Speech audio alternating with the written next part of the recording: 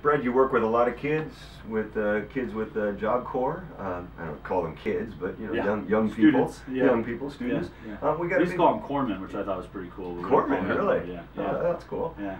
They're the good ones. They're the good kids. We got a bunch of kids that are running around in gangs in this community. Yeah. Maybe they need to get to Job Corps. What do you think? What's the it's a big challenge for this community. Well, what it's needs to be done? interesting. You know, Job Corps, the Job Corps Center out past White Swan's been there since 1965, and Job Corps is just one of many national programs that we're already paying for, and it's going to be paid for by federal tax dollars. So, you know, it really bothers me when we're not at full enrollment. As particularly, you know, Representative Newhouse's district has 675,000 people in it.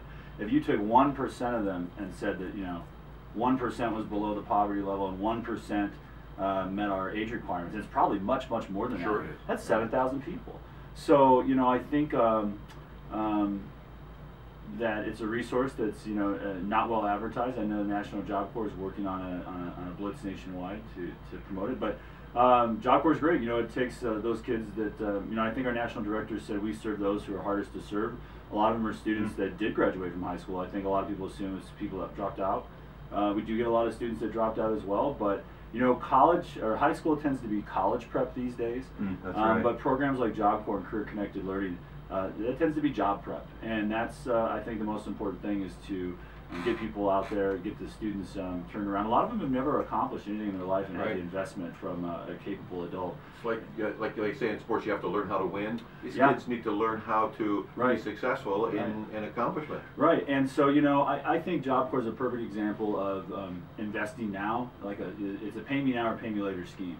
You know, if we spend $30,000 on a young person and they live with us 24/7, 365 out of Job Corps for a year, that may prevent them from being on public assistance, or God forbid have to resort to ways of making money that are illegal and end up incarcerated, which clearly is expensive. So it's investing in young people, and right now with the infrastructure, you know, I think we can go back about 3 presidents now that have said we're going to invest in infrastructure, we're going to invest in infrastructure, and whenever they get around to it, I hope that Job Corps students can be a big part of that.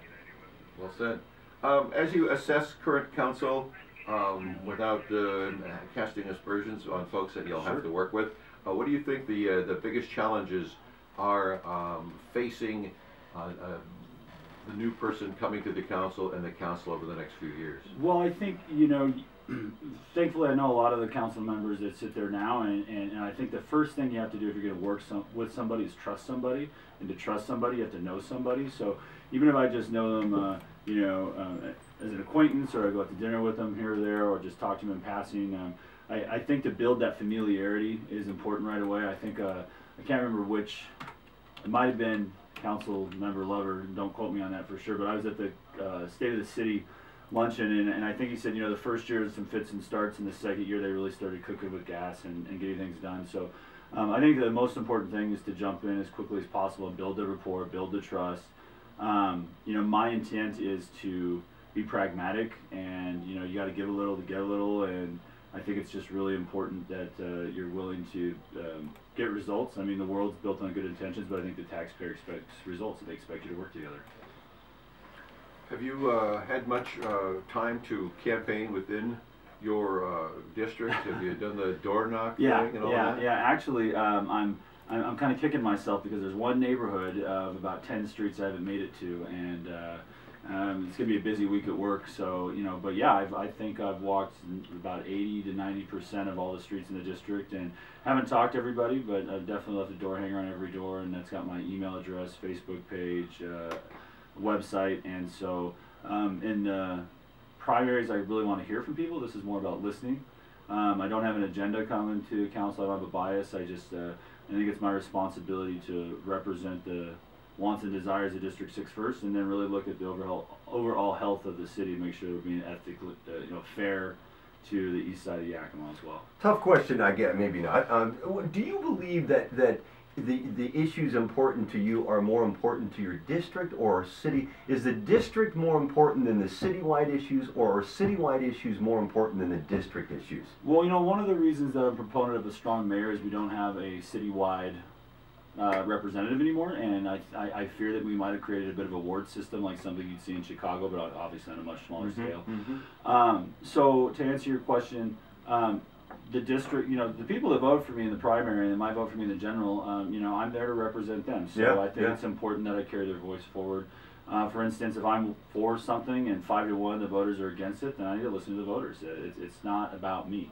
Right. But that being said, the city is not going to work if we don't have representation that's magnanimous and cares about all the kids and all the citizens.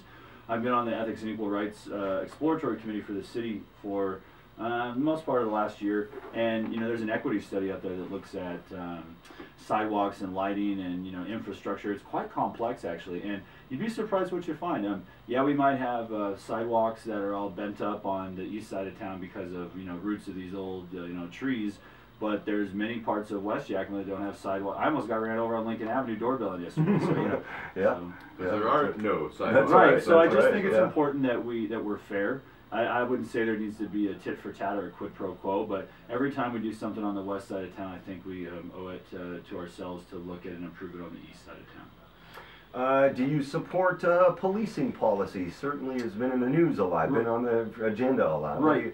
Tell us how you feel about that. So I think that you have to look at it from a tactical and a strategic point of view. So right now I think the perception with a lot of people is the house is on fire and we need to put the fire out.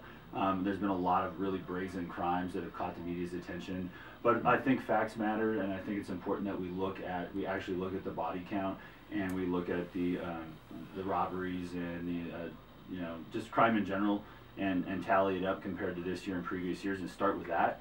It's important to be ruled by logic and not emotion. So yes, I do support the police, and I think within reason we should give them whatever they need. We've got a great police chief. They get 5 times more training that's necessary.